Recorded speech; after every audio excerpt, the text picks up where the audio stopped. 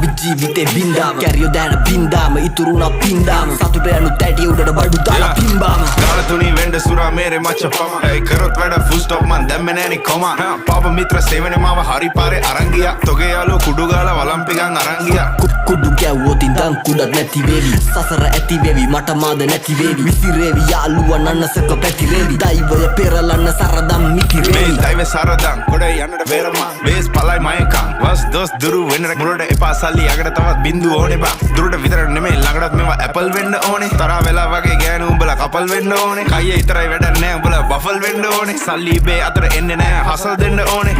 මුනුන්ට කියලා දීලා පුකක් දෙන්න ඕනේ